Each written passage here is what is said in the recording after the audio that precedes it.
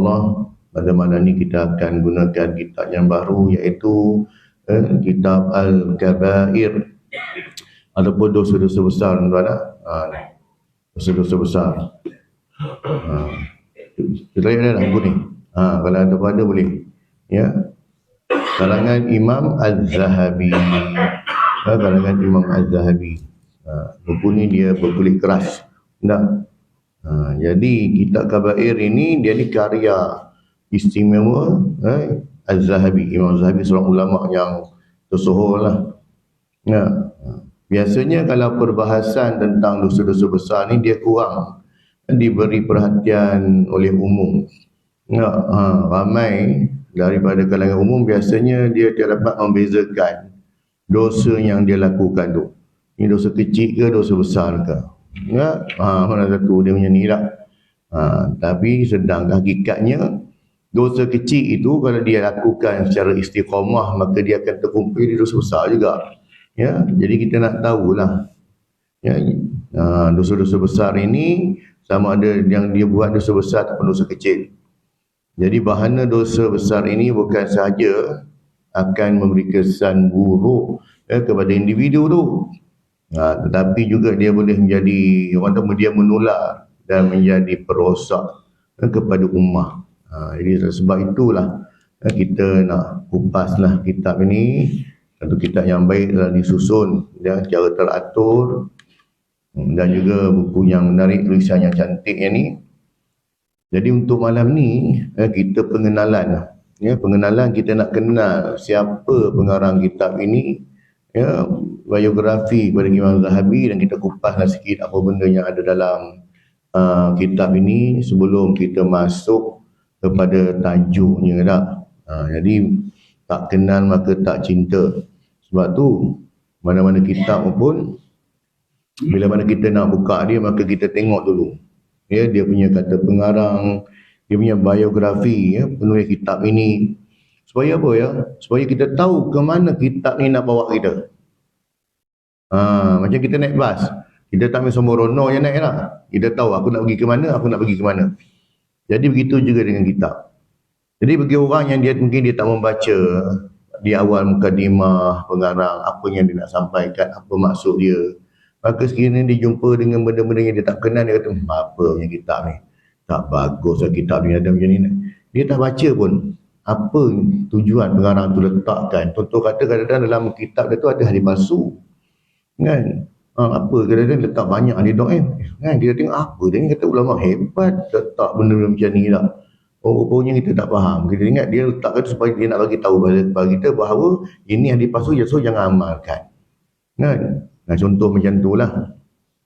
Jadinya Imam Zahabi ni, nama beliau ialah Imam Al-Hafiz Syamsuddin Abu Abdillah Muhammad bin Ahmad bin Uthman bin Qaimas bin Abdullah Al-Turkumani Al-Fariqi Al-Syafi'i Al-Dimashqi. Kita punya nama banyak mana? Muhammad Najib bin Mak Nurani tu, bin Abdul Rahman bin apa lagi, tak lupa dah, tak ingat lah. Tak, kita ingat paling kurang 3 generasi kita tak. Atas-atas tak ingat. Tapi ini kalau kelebihan orang Arab ini, dia boleh naik batas lagi. Sebab tu kita tak pelik kenapa silsilah Rasulullah SAW itu mereka boleh susun daripada Rasulullah bawa kepada Abdullah, Abdul Muttalib, sampai usai kilap sampai ke nasab Nabi Ibrahim alaihissalam. Kita belah-belah kita ni takat 3 generasi, paling kurang 4 generasi yang kita tahu. Tak, itu je lah. Tapi kalau orang Arab begitu. Dan dia siap letak lagi dia punya mazhab dia apa? Asy-Syafi'i. Syafi'i ni dia bermazhab Syafi'i. Ad-Dimashqi, dia ni tinggal di Dimash ataupun dilahirkan Dimash, di mana? Di Syria. Dan dia ni masyhur dengan gelar Az-Zahabi. Az-Zahabi ni Az-Zihab. Zihab ni emas. Imam Az-Zahabi, Imam emas. Kenapa dipanggil dia Az-Zahabi? Beliau digelar sedemikian sebab merujuk kepada kalimah bahasa Arab itu Az-Zahabi yang bermaksud penempa emas. Kalau Al-Haddad, tukang besi. An-Najjar, tukang kayu. Az-Zahabi, tukang emas. Itu dia orang punya, dia ada gelaran pekerjaan dia lagi. Kenapa digelar Az-Zahabi? Sebab bapa dia ni, pekerjaan bapanya ialah dia mahir dalam menempa emas. Ya. Jadi pada asalnya gelaran ini dipakai oleh bapa dia. Ya, bapa dia lah, ya. Ahmad bin Osman tadi tu bapa dia ni. Jadinya bila orang sebut Ahmad Az-Zahabi. Oh, Ahmad kemas tu. Ya. Jadinya lalu bila mana dipakai oleh bapa dia tak. Maka sebab gelaran terkenal, maka disebutkan dalam salah silah keluarga dia. Nah, kalau orang tu keluarganya jenis meniaga mutabak contoh kata tak. Daripada bapa, anak ikut situ hampir satu keluarga dia panggil. Kan? Ni game mana? Game mutabak tu kan? Contoh tak. Jadi ini tukang emas. Lalu disebutkan dalam salah silah keluarga mereka sehingga akhirnya beliau sendiri, ya, Imam Hafiz Samsuddin ini sendiri, ya, terus dikenali sebagai Az-Zahabi dan tersebar dalam dunia Islam hingga sekarang. Jadi Az-Zahabi itu bukan nama dia, itu gelaran dia. Kan? Macam juga Imam Syafi'i, kan? Idris tak, nama dia Muhammad bin Idris tak. Jadi begitulah. Jadi gelaran itu dia punya lakab dia. Jadi kelahiran dia ni, beliau dilahirkan pada bulan Rabiul Akhir pada tahun 673 Hijrah. Ya, di sebuah penempatan yang bernama Kafrul Basna yang terletak di Damsyik. Nasab keturunannya berasal daripada Turkmenistan. Dia bukan berasal situ. Jadi keturunan dia asalnya daripada Turkmenistan tadi. Jadi Az-Zahabi ini, dia membesar dalam sebuah keluarga yang menitik beratkan aspek ilmu dan pegangan yang teguh kepada ajaran Islam. Maksudnya dia ni pada kecil lagi dah, memang dah diasuh dengan ilmu agama. Ketika dia kecil, ya, keluarga dia dah hantar dia belajar, ya, kepada ulama-ulama yang termuka di Dimash pada ketika itu.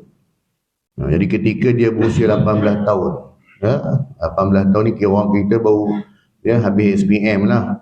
Ya, kesungguhan begitu ketara apabila dia ni aktif menceburi ilmu-ilmu Islam, terutamanya dalam bidang qiraat dan hadis. Sebab tu Imam Zahabi juga terkenal dalam sebagai ulama hadis. Ya, dan dia ni sanggup menempuh perjalanannya ke banyak negara seperti Syam. Kalau Damsyik tadi ni, ya, disebut mana di Iraq kan? Ya, di Damsyik ni. Dan dia belajar seperti di Syam dan juga Mesir, ya, untuk mendalami ilmu agama. Tambahan pula, beliau memiliki kepintaran, kekuatan ingatan dan keinginan yang tinggi untuk menimba ilmu dengan lebih ramai ulama di banyak negara. Lepas tu orang-orang alim ni, mereka yang mencintai ilmu, maka Allah Ta'ala buka dia kefahaman agama. Jadi man aradallahu bihi khaira fayufaqihu fid din. Barang siapa yang Allah Ta'ala nak bagi dia kebaikan, maka Allah Ta'ala akan bagi dia kefahaman. Jadi benda ni pada semua orang, tuan-tuan, terutama pada orang alim macam ni, ya, dia cinta pada ilmu, maka Allah Ta'ala buka jalan dia untuk terus dia menimba ilmu. Macam Imam Syafi'i sendiri tak, baru berusia 15 tahun. 15 tahun tu orang kata baru ambil SRP, baru ambil PMR, tapi telah diberi tauliah untuk mengeluarkan fatwa di Masjidil Haram. Kita hari ni 15 tahun buat apa? Kan? Duk sibuk pegang handphone. Kan? Tapi Imam Syafi'i itulah kata hebatnya. Kan? Bila mana mereka ini mencintai ilmu, Allah akan buka jalan mereka. Beliau juga terkenal sebagai seorang yang berakhlak mulia, tawaduk, banyak beribadah dan selalu berqiyamul lail. Inilah orang-orang alim, gini sifat dia. Berakhlak mulia. Ya, dia sendiri mempunyai peribadi yang baik. Jadi tak ada cerita-cerita negatif tentang dia. Sifat dia sendiri. Seorang yang tawaduk, yang merendah diri. Ya, tak ada unjuk-unjuk kata kehebatan dia. Ya, sentiasa menjaga tutur kata dia. Sebab dia sebagai orang alim ini, dia menjadi rujukan. Jadi orang alim ni, dia dirujukan bukan pada semua satu pihak, semua pihak. Ya? Sebab semua orang minta fatwa, hatta pembesar-pembesar pun. Macam zaman Imam Syafi'i, zaman Imam Malik, zaman Imam Ahmad bin Hanbal. Pembesar-pembesar sendiri pun minta fatwa daripada dia. Ya, jadi begitu hebatnya dia menjadi rujukan semua orang. Jadinya dia ni, dia orang kata apa, freelance, tak terikat dengan mana-mana lah, maka dia bebas ya untuk dia berfatwa, memberi pandangan. Kalau benda-benda yang pada dia tidak betul, tidak mendapati kehendak syarak, maka dia tegur, dia kritik, sebab dia freelance kan. Okey, guru dan murid beliau Az-Zahabi ni, dia mempunyai guru yang sangat ramai sehingga mencecah 1,300 orang. Jadi kita cuba susun ni tuan-tuan, daripada kita tadika dulu sampai kita habis sekolah, masuk universiti ke mana, cuba kita senaraikan, ada dapat banyak ni tak? Kan? Dia dapat banyak ni tak? Ya, 1,300 orang, macam mana cara dia tu? Ya, maksudnya dia ni dalam kehidupan dia sentiasa sibukkan diri dia dengan ilmu. Kadang-kadang kita tengok orang yang dia bertaamul, dia bermuamalah dengan ilmu, kadang-kadang kita betul sanggup nak tengok. Kau dia sibuk betul lah. Pagi sini tak. Pada kita, pada dia benda tak apa pun. Sebab dia biasa dan dia seronok, dia suka, dia hadir benda satu benda yang dia orang kata seronok bagi dia, nikmat bagi dia tak. Begitu juga dengan ibadat. Kan, setengah orang dia tak ada masalah pun. Tahajud, qiyamul lail setiap malam, buat 8-12 rakaat pun dia tak ada masalah. Kadang kita dengar lah, kau ni, sempat macam ni ya. Pagi esok kerja, pagi esok ni tak. Tapi bagi orang yang memang dah biasa, pada dia tak ada apa pun kan. Sebab dia rasa benda tu memang dah serasi dengan dia. Jadi antaralah guru-guru dia ni, yang pertamanya ialah Abu Zakaria Ibnu Asy-Syairafi. Kemudian yang keduanya Ibnu Abul Khair. Kemudian Ahmad bin Hibatullah bin Asakir. Ini antara guru-guru dia lah, dia yang pada banyak-banyak tadi tu. Kemudian Yusuf bin Ahmad Al-Ghasuli, dan yang kelimanya Ibnu Daqi Al-Aid, dan Al-Hafiz Abu Muhammad Ad-Dimyati. Begitu je kalau tu guru dia ramai tak, begitu juga dengan anak murid dia. Jumlah mereka sangat ramai yang datang dari pelbagai negara ketika itu. Imam Zahabi ni kita tak adalah meletakkan dia macam sebaris dengan Imam Bukhari, Imam Muslim, Imam orang kata tokoh-tokoh hadisnya hebat-hebat ni tak. Dia pun ada orang yang hebat, dia juga orang yang hebat. Cumanya kalau macam Imam Bukhari, Imam Muslim, dia ada kitab dia lah, Sahih Bukhari, Sahih Muslim ya. Dia juga ada kitab dia. Tetapinya tak ada dia mengumpulkan macam Imam Bukhari dan juga Imam Muslim itu. Ya. Jadi peranan dia ni dan penulisan dia ni. Imam Az-Zahabi ini memainkan peranan yang sangat penting dalam menyebarkan ilmu kepada manusia pada zaman tersebut. Kalau zaman sekarang ni kita bagi contoh seperti ada almarhum Dr. Yusuf Al-Qaradawi ya. Banyak kitab dia tak. 200 lebih dia karang kitab kan. Kita yang tak terbaca pun tak. Kita yang tak terbaca. Banyak dia karang, dan kitab-kitab Dr. Yusuf Al-Qaradawi ni banyak diterjemahkan, khususnya dalam bahasa Melayu sendirilah. Ya, cuma kita tak baca. Kan? Mungkin kesempatan ataupun mungkin kita ni sebab bahasa yang digunakan tak ada tinggi sangat. Ya, bahasa yang digunakan oleh Dr. Yusuf Al-Qaradawi itu bukanlah kata istilah tinggi-tinggi hingga untuk orang-orang universiti yang boleh baca kan. Dia gunakan bahasa-bahasa yang kita boleh faham. Jadinya Imam Zahabi ni dalam bab ilmu ni dia banyak memberi sumbangan, terutamanya di Damsyik. Apabila turut mengemudi pusat pembelajaran hadis seperti Darul Hadis Al-Zahiriyah, Darul Hadis Al-Fadliyah, seorang alim Nabi dan hadis tak, maka dia buka pusat-pusat pengajian hadis dan sebagainya.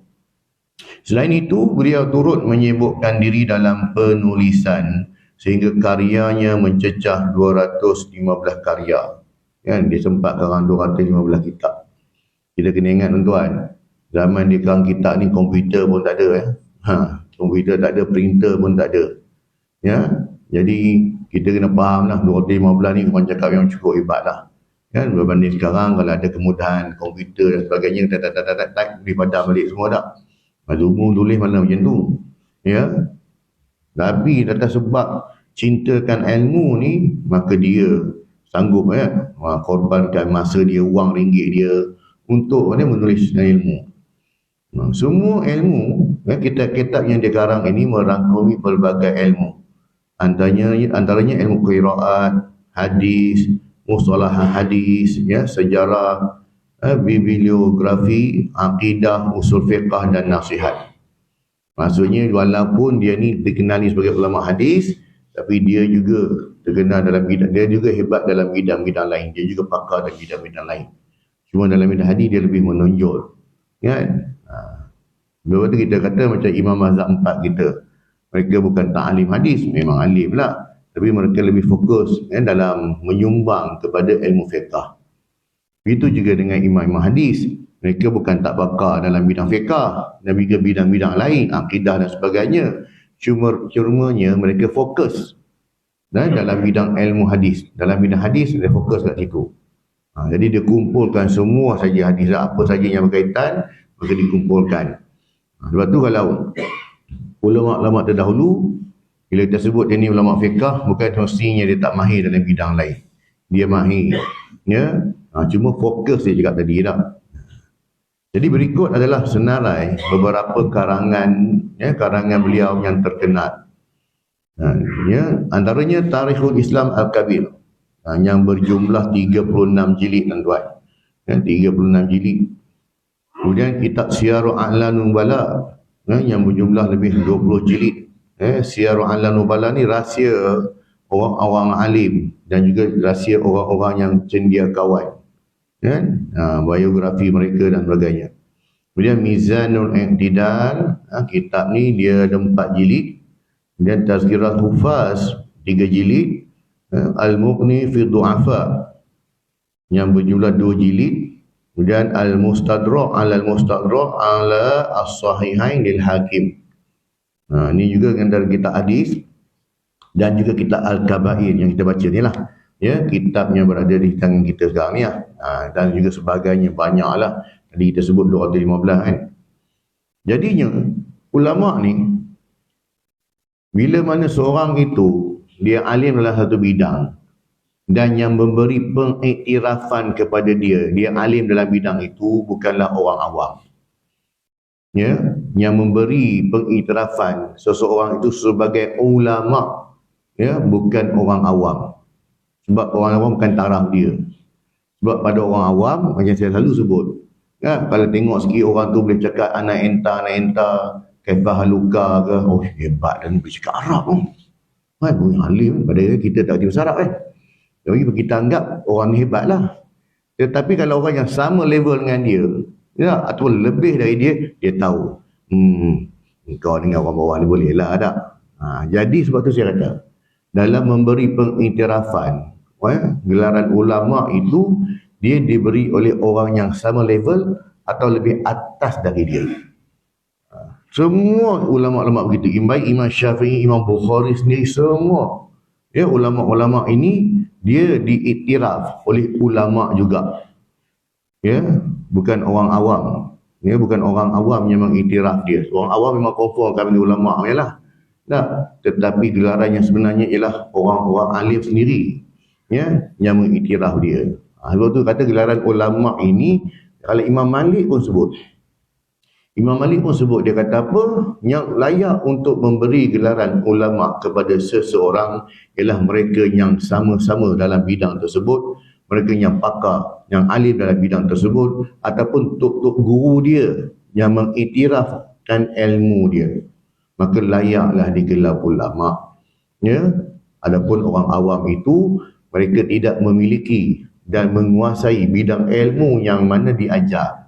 Contoh kalau orang tu diajar ilmu fiqh, kita tak alim dalam fiqh pun, tapi bila orang tu ajar fiqh, kita kata hebat dah ni dalam bab fiqh, alim dia ni. Itu pada kita.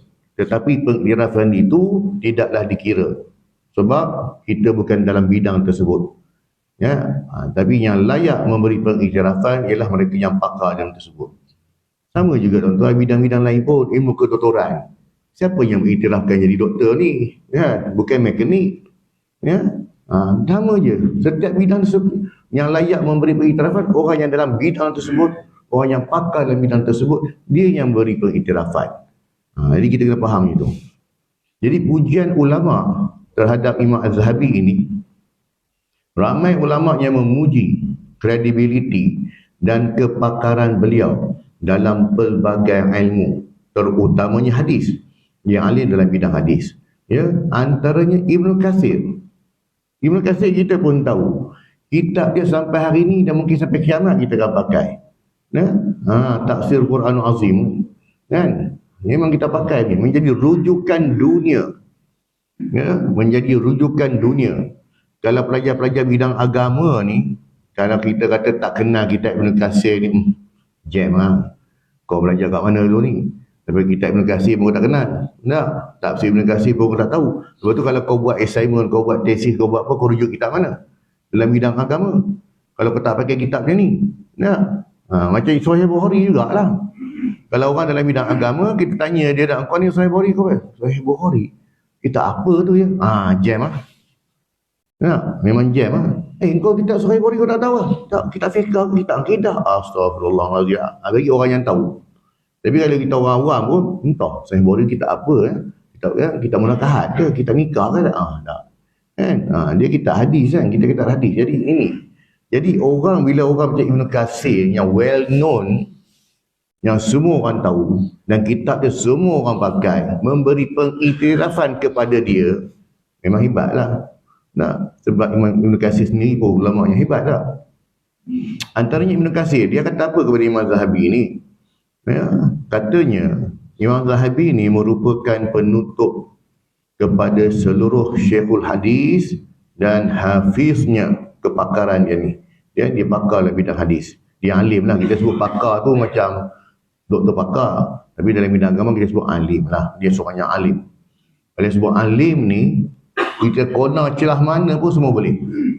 Ya, contoh, dia bagi contoh macam Imam Bukhari yang alim dalam bidang hadis. Kalau ni dia diuji oleh ulama-ulama hadis ketika tu di Iraq. Ya, dia diuji oleh ulama-ulama hadis ketika di Iraq, ada 10 orang ulama test dia. Engkau aja kan, betul kalau kau ni betul pakar, kau alim dalam bidang hadis, kita test dia. Kan? 10 ulama ni dia bagi hadis. Yang mana hadis ini dia terbalik kan. Dia tak ikut susunan yang betul. Kan? Dia bacakan hadis ni, kemudian ada kesalahan tak pada hadis ni? Oh, ya ada. Ini dia punya susunan hadis tak betul. Hadis yang sebenarnya macam ni, dia baca betul. Oh, hebat lah. Dalam ilmu hadis, dia ada sanad. Sanad itu rantaian orang yang membawa hadis. Ya? Kalau Imam Bukhari, dia ambil pada siapa sampai kepada Rasulullah SAW. Itu kata sanad. Rantaian hadis, rantaian orang yang bawa hadis tersebut. Maka dia terbalikkan. Patutnya orang ni duduk di sahabat, lepas sahabat, tabi'in, walimah. Dia terbalikkan. Kan? Betul tak hadis gua baca tadi? Hadis tu matan dia betul, tapi sanad tak betul. Ini sanad yang betul. Kalau boleh macam tu tuan-tuan, memang hebat dah. Tak, memang betul-betul alim. Maka baru diberi pengiktirafan. Dah diuji. Maksudnya dah dites. Macam kita hari ni jugalah, kalau budak-budak sekolah baik dia masuk universiti pun akan dites, akan diuji. Bila diuji dia lulus, maka layak dia menerima sijil, layak dia menerima ijazah tu kan. Cuma zaman dulu mereka diuji demikianlah.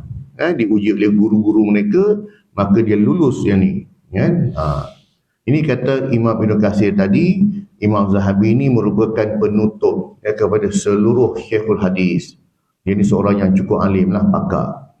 Kata Imam Suyuti pula, berkata, apa yang boleh aku katakan ialah para muhaddis buat orang ahli-ahli hadis lah, sekarang bergantung kepada 4 orang dalam ilmu tentang perawi dan cabang kemahiran lain dalam bidang hadis, iaitu Imam Al-Mizzi pun seorang ulama yang hebat, Az-Zahabi, Al-Iraqi dan Ibn Hajar.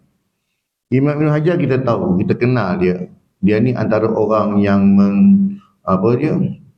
tahqiqkan, orang yang menterjemahkan kitab Sahih Bukhari. Ya, Sahih Bukhari itu Fathul Bari, maka ni Imam Ibn Hajar, dia yang menghuraikan isi-isi kandungan dalam kitab Bukhari tersebut. Imam Nawawi pula, Imam Nawawi kita tahu, Imam Nawawi ni antara kitab yang terkenal dia hadis 40 yang kita baca hadis 40 Imam Nawawi lah. Dia ini seorang yang beliau lah, seorang yang mana dia ni mentahqiqkan, dia ni menterjemahkan kitab Sahih Muslim. Ya, tu orang yang hebat lah kan. Jadi kata Imam Suyuti ni, ya, para muhadis pada zaman itu bergantung pada 4 orang ni yang pakar dalam bidang hadis, iaitu Al-Imam Mizzi, Al-Zahabi, Al-Iraqi dan juga Ibn Hajar. Okey. Kewafatan Imam Zahabi ni. Imam Az-Zahabi ni dia mula hilang pandangan, maksudnya dia buta tak? Di akhir usianya pada tahun 741 Hijrah. Ya, dia lahir pada tahun 673 Hijrah dan dia meninggal dunia pada tahun 741 Hijrah.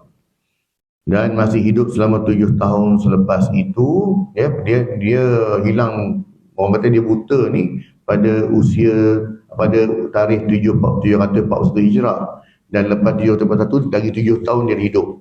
Lepas tu dia wafat. Dia baru meninggal dunia pada malam hari Isnin 3 Zulqaidah tahun ke-748 Hijrah. Dan dikebumikan di perkuburan As-Saghir di Damsyik. Jadi semoga Allah Ta'ala merahmati Imam Az-Zahabi ini. Berkat usaha dia ni, orang kata barokahnya orang-orang alim, ulama-ulama terdahulu yang hebat-hebat, baik dalam dunia Arab ataupun di Nusantara. Kalau di Nusantara kita selalu rujuk kitab Matlaul Badrain, karya Imam Dawud Fatani dah, antara kitab-kitab di Nusantara lah. Tapi kalau kita Arab ni, orang kata kalau nampak keberkatan, barokahnya kitab tersebut, maksudnya masih lagi diguna pakai sampai hari ni. Ini cerita 748. Dia ni wafat dah, dia meninggal dunia. Hari ni dah 1444. Dah 1145 dah hari ni. Berapa jauh kita dengan dia dah? Lebih kurang 700 tahun lebih. Tapi dipakai lagi kitab ni dah. Sebab itu, bila kita tengok pada isi pengenalan kitab ini, bahawasanya kitab Kabair ini, tujuan utama Imam Az-Zahabi, kenapa dia menghasilkan kitab Al-Kabair, dosa-dosa besar ni, kenapa? Sebab tujuan dia menghasilkannya adalah kerana ingin menyampaikan kepada umat Islam betapa dahsyatnya kesan dan implikasi dosa-dosa besar kepada pelakunya di dunia dan akhirat, bersandarkan kepada dalil Al-Quran dan hadis Nabi SAW. Sebab pada kita anggap, kita punya mindset, kita ingat dosa tu ibarat contoh taik burung yang terkena pada tangan kita. Taik burung yang terkena, kata najis lah. Kita kata najis yang terkena pada pakaian kita. Kita anggap macam tu. Jadi bila kita anggap macam tu, maka kita kata apa? Taik burung ni, aku balik, aku basuh, hilang. Basuh hilang, bukan tak hilang pun. Betul? Enggak. Begitu juga dengan dosa. Istighfar, astagfirullah. Tapi astagfirullah yang kita sebut itu, adakah dia betul-betul menghapuskan dosa kita? Kalau kita sekadar menyebut tanpa kita menginsafi. Kalau kita selalu sebut tak, bila kita tengah mengumpat orang, kita kata astagfirullahalazim, astagfirullahalazim. Cara kita sebut itu, adakah benar kita minta ampun pada Allah ataupun sekadar nak tunjuk orang astagfirullahalazim? Dia seolah-olah bagaimana cara kita menguruskan najis tersebut. Kita ingat, dia najis ini pun dia ada. Tiga bahagian. Najis muhaffafah, najis mutawasitah, najis mughallazah, najis ringan, najis sederhana, najis yang berat. Lain cara cuci dia lah. Begitu juga dengan dosa. Kalau kita anggap semua dosa tu macam najis mutawasitah ataupun najis muhaffafah, anggap macam tu senang cuci basuh hilang. Najis mughallazah, najis yang berat, anjing dan babi lah. Jadi adakah kalau terkena pada pakaian kita, sama cara cuci dia seperti kita masuk dalam mesin basuh, bubuh fat dalam tu, hilang? Tak. Begitu juga dengan dosa. Bukan semua dosa astagfirullah. Kita dosa fitnah orang kan. Bila kita dah fitnah orang, dah sebarkan berita tu, orang tu pun maruah dia pun dah jatuh, dia telah diaibkan. Astagfirullahalazim, astagfirullah, ya Allah. Jadi ke macam tu? Ni kita nak kena tahu. Ya. Sebab dia ni bila kita sebut tentang fitnah ke tentang aibkan orang, dia masuk celah mana ni? Adakah dia ni dikira sebagai dosa ringan ataupun dosa sederhana ataupun dosa berat? Jadi bila kita tahu tentang pembahagian dosa ni, maka kita pun tak boleh tahun ni aku nak buat. Gila kalau dosa fitnah orang ni tak cukup dengan istighfarullah saja, dia tak jadi. Marilah astagfirullah sungguh-sungguh pun tak jadi juga. Sebab orang yang telah dianiaya tadi, telah difitnah pun, kesan dah kena pada dia. Cukupkah kita dengan sekadar astagfirullah? Kalau kita sendiri tak minta ampun dan maaf daripada kita, orang yang kita fitnah, contohlah. Tak jadi. Jadi kita kena faham. Jadi bila kita tengok kitab ini, belajar, kita tahu tentang dosa-dosa besar, maka tahulah kita, bukan semua dosa ni boleh sekadar dicuci macam tai burung, tak jadi. Ya, ada dosa yang mana kita buat dosa tersebut bila mana kita melakukan amalan sunat, bila kita mengambil wudu, bila kita bersedekah, ya, kita solat, maka gugurlah dosa-dosa itu. Sama juga seperti solat.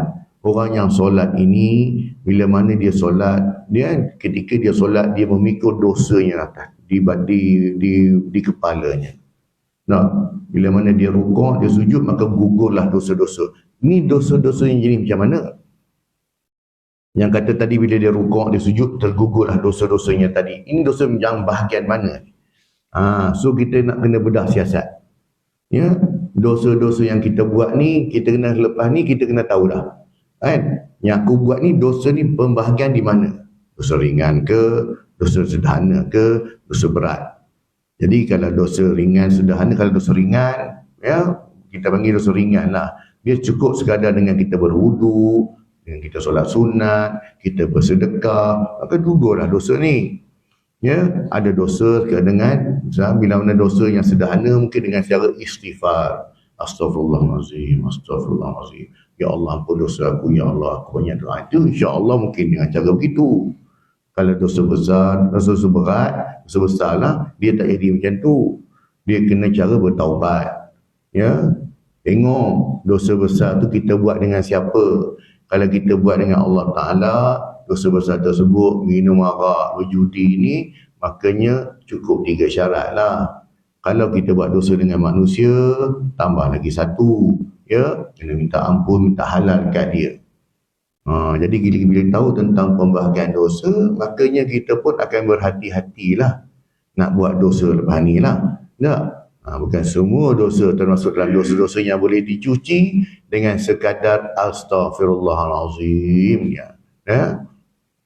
Ramai orang pada masa kini yang bukan sahaja kurang mengambil berat terhadap amalan ketaatan, bahkan turut bergelumang dengan maksiat dan dosa.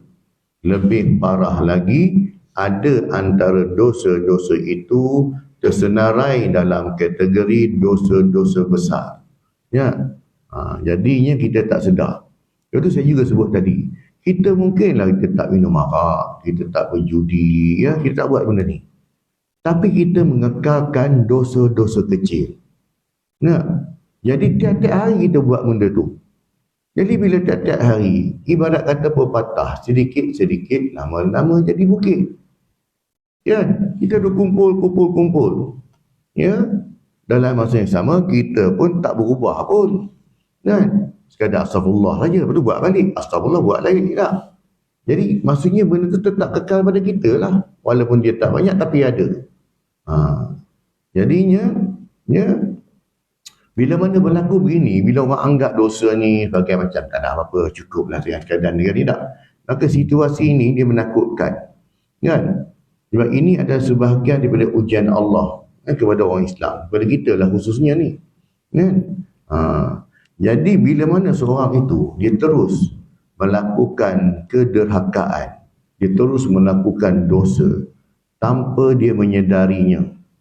Ya?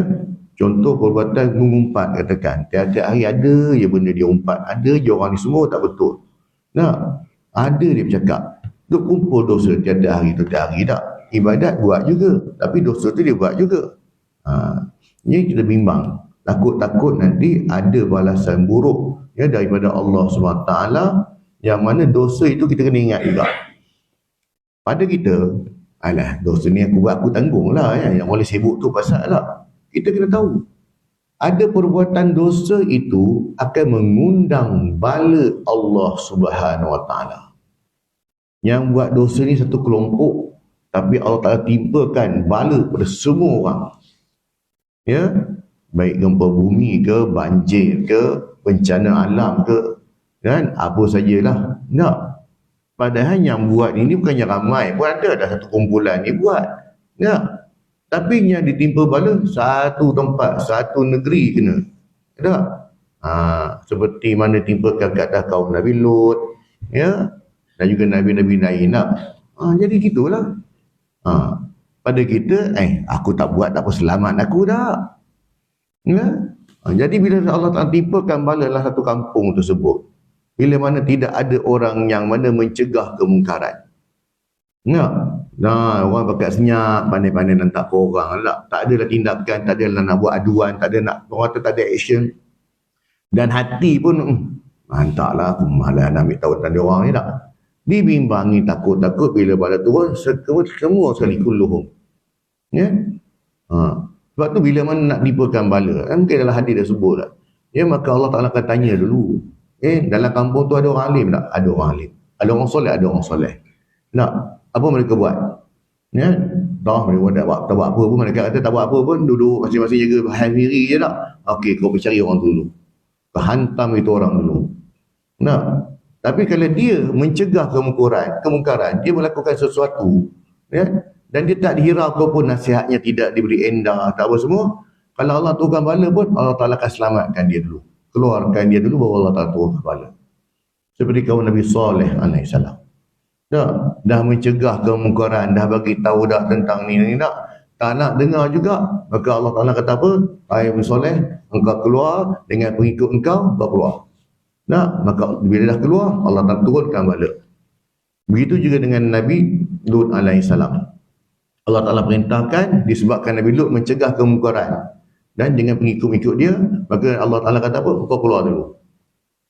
Engkau dah keluar pada negeri ni, baru Allah Ta'ala timbulkan bala. Ya, jadi tengok. Jadi ada dosa-dosa yang mana yang kita fikir, dosa ni aku buat, akulah tanggung, orang lain jangan sibuk lah. Kita jangan fikir. Kadang-kadang dosa yang kita buat itu boleh mengundang bala Allah SWT. Terutama kalau kita buat dosa-dosa yang berkaitan dengan syirik. Ya, satu tempat tu, satu kampung tu, dia mengamalkan perbuatan syirik. Dia orang Islam, tapi dia buat benda-benda yang mensyirikkan Allah SWT, memuja sesuatu tak lama lah tu. Dan bila orang bagi nasihat, orang tegur mereka, dia lawan balik. Ya, sedangkan dia pun orang Islam. Dia mempertahankan kesesatan yang dia buat, amalan syirik yang dia buat itu. Ya, makanya bila Allah tahukan bala, semua bukan dapat lah. Kan? Kecuali bila mana orang yang menegah tadi, Allah akan selamatkan dia. Kan? Dengan cara dia keluar macam dan juga sebagainya. Kan? Benda-benda memang berlaku tuan. Kadang-kadang bila Allah tahukan bala tu, rumah orang soleh, orang alim tak kena pula. Rumah dia semua kena tak? Rumah dia tak kena. Jadi itulah. Allah Ta'ala jaga orang yang ni lah. Jadi kita bimbang. Ya, bila mana dosa itu dianggap dosa peribadi, sedangkan dia mengundang bala Allah SWT. Na'udzubillah min zalik. Kemudiannya, ya, dan akhir kata sini, ya, marilah kita semua menjadikan karya Imam Az-Zahabi ini sebagai manual muhasabah diri agar tidak terjebak dalam dosa-dosa besar yang membinasakan. Sebab dalam kitab ini dia ada 70 dosa-dosa besar. Dalam ada lebih kurang 76 dalam ni. Dia letakkan dosa-dosa besar tu tak. Makanya kita akan tengok apakah jenis-jenis dosa-dosa besar. Dan bila kita tahu tentang dosa-dosa besar ini, makanya kita akan lebih berhati-hati dan kita mudah untuk kita tahu, dosa yang aku buat dosa besar, rupanya selama ni aku ingat dosa ni biasa-biasa je. Ingatkan dosa yang aku buat ni cukup sekadar aku minta ampun, cukup sekadar aku bersedekah, rupanya tidak. Ya, Terutamanya kalau dosa melibatkan aib orang, memfitnah orang, itu dia minta maaf. Kita sedekah 10 juta pun belum tentu selesai lagi. Sebab apa? Dia sebut tadi, bila saja dosa itu melibatkan sesama manusia, makanya dia tak boleh selesai dengan cara cukup bertaubat sahaja. Itu kita tengok, kan? Kalau dosa kita dulu, kita mungkin zaman muda-muda, zaman-zaman agogo, puasa pun kejap puasa, kejap tak puasa dah. Ya, geng-geng plastik hitam. Ataupun dulu semayang pun sama dah. Celang-celup je pun. Dan Jumaat je datang dah. Makanya dosa ini kita bertaubat dan kita qada baliklah mana-mana yang kita ingat tu lah. Selesai dah. Itu dosa dengan Allah. Tapi bila dosa sesama manusia ini, makanya dia tak boleh jadi dengan cara begitu. Kan? Itu kita bimbang. Sebab tu yang selalu orang sebut, orang-orang yang muflis di akhirat. Di dunia dia beramal ibadah, Masya Allah, masjid 5 waktu, dia jaga sedekah, sebut saja tak, korban tiap-tiap tahun masuk. Bagi nama umrah pun sama, tiap-tiap tahun pergi ni. Kan? Tapi rupa-rupanya dia ada dosa dengan manusia. Sama ada dia menzalimi manusia, ataupun dia mengambil hak manusia, dia memfitnah manusia. Ini dosa-dosa dengan manusia ni jam lah. Kan? Sebab tu kita sekarang kita ambil pendekatan, orang kata apa, kurangkan musuh dan ramaikan sahabat. Kurangkan nak cari-cari, orang kata cari balah dengan orang ni. Sebab benda ni kita nak bawa bekal nanti. Wa tazawwadu fa inna khairizadi taqwa. Kan? Kita nak bawa bekalan tu di akhirat esok. Allah Ta'ala beritahu dalam surah Al-Baqarah, berbekallah kamu. Sebaik-baik bekalan itu ialah takwa. Yang kita nak bawa pergi akhirat. Kita nak bawa pergi akhirat esok, takwa. Takwa ni tuan-tuan, dia bukan diukur dari segi berapa banyak ibadah kita buat. Banyak kita sumbangkan, itu sebahagiannya. Tetapi takwa itu ialah sentiasa menjaga diri dia daripada melakukan perkara yang Allah Ta'ala larang. Sentiasa berhati-hati, takut-takut perkara yang dia buat, dia belum buat lagi. Yang dia buat nanti mengundang kemurkaan Allah Subhanahu Ta'ala. Jadi orang yang berhati-hati begini, insya-Allah selamat. Tak diukur berapa banyak kau pergi umrah, berapa banyak kau pergi haji, berapa banyak kau berzikir, bertasbih. Itu kita punya tambahan. Sebab itu antara bekalan kita. Dia akan bertukar menjadi dalam bentuk pahala. Tetapi kalau kebajikan yang kita buat tidak disulami dengan takwa, dia tak jadi tuan. Sebab tu kita cek kan. Kadang-kadang bila kita dah alhamdulillah, aku dapat jaga solat 5 waktu, aku dapat jaga sedekah, aku semua dah. Sebab ibadah-ibadah ini dia membentuk diri kita. Dia ada kesan tuan. Kan? Inna solata tanha anil fahsya'i wal munkar. Sesungguhnya solat itu mencegah kamu daripada melakukan kerosakan dan kemungkaran. Ada kesan. Jadi bila ada kesan, bila kita solat, kita masih lagi melakukan kerosakan. Kita solat masih lagi kemungkaran. Jadi salah siapa ni? Bukan salah solat, kita lah yang salah. Sebab kita tak faham falsafah solat tu apa. Solat ini ialah untuk lebih kita mentaati Allah kan. Tapi rupa-rupanya semayang-semayang, tapi buat juga benda haram. Semayang-semayang, buat juga dosa orang. Dia kena check balik. Kena check balik lah, bukan salah semayang, bukan salah masjid pun. Kita sendiri yang salah sebab hati kita tak arah cantik. Rasulullah sebut, Allah fi jasil mudrah. Dalam tubuh badan tu ada seketul daging. Iza salaha jasad kullu. Jika baik daging ini, maka baiklah seluruh jasadnya itu. Wa iza fasada jasad kullu. Kalau rosak daging ini, rosaklah keseluruhan jasad ini. Ala wahya al-qalb. Ia tak boleh tahukan ialah hati. Kalau hati cantik, maka kita akan menzahirkan perlakuan yang baik. Kalau hati tak cantik, maka kita akan memandang orang dengan pandangan mata lalat. Tengok tai, cari keburukan orang. Kalau hati ada cantik, dia akan tengok dengan pandangan mata lebah. Dia akan mencari kebaikan-kebaikan orang.